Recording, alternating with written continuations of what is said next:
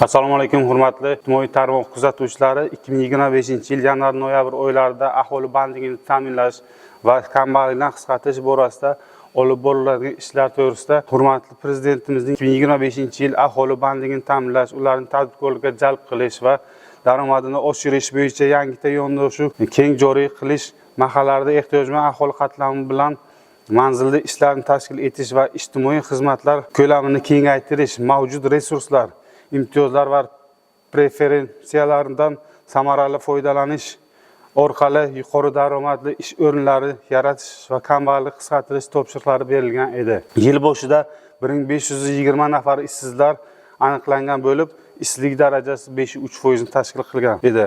O'zbekiston Respublikasi Prezidentining 2025-yil 17-yanvardagi PQ 12-sonli qarorlari bilan 2025-yil aholi bandligini ta'minlash va kambag'allikni qisqartirishga qaratilgan barcha maqsadli ko'rsatkichlar belgilab berildi.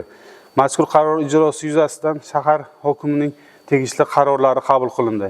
2025-yilda 3580 nafar aholini daromadli mehnat bilan ta'minlash bo'yicha dastur ishlab chiqildi. Jumladan, investitsiya loyihalari bo'yicha 735 ta, shaharda tijorat banklari tomonidan jami 2445 ta, shundan ishga joylashtirish 1108 ta, aholini tadbirkorlikka jalb qilish bo'yicha 1337 ta belgilab berildi. Qurilish sohasida esa 400 ta ish o'rni yaratilishi bo'yicha maqsadli ko'rsatkichlar tasdiqlandi. Yanvar-noyabr oylarida 5367 nafar investitsiya loyihasi bo'yicha 764 nafar, shahardagi tijorat banklari bo'yicha 4190 nafar, qurilish sohasida 413 nafar aholi bandligi ta'minlandi va rejaga nisbatan 155.1% ga bajarildi. Jumladan, investitsiya loyihalarini ishga tushirish hisobiga 764 nafar, reja 709 nafar edi, 107.7% ga.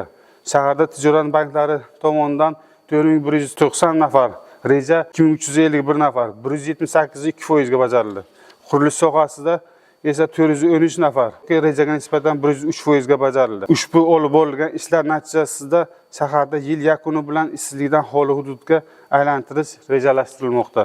Yil boshida shaharda 736 nafar kambag'al oila uchun 190 nafar a'zolari aniqlangan bo'lib, kambag'allik darajasi 4.9 ni tashkil qilardi. Shaharda 2025-yilda 346 ta oilaning 1585 nafar oila a'zolari kambag'allikdan chiqarish bo'yicha rejalar mahallabay ishlab chiqildi. Jumladan, doimiy ishga joylashtirish hisobiga 478, tadbirkorlikka jalb qilish hisobiga 613, kasb-hunarga o'qitish bo'yicha 33, boshqa yo'nalishlar bo'yicha 411 nafar kambag'al oila a'zolarini kambag'allikdan chiqarish reja qilib olingan. Joriy yil 1-dekabr holatida 340 ta oilaning 1554 nafar a'zolarini xizmat ko'rsatish rejalashtirilgan bo'lib, amalda 436 ta, 128% ga, oilaning 1650 nafari, 106% ga a'zolari barqaror bandlik yo'nalishida xizmatlar qamrab olindi. Jumladan, doimiy ishga joylashtirish hisobiga 199 ta,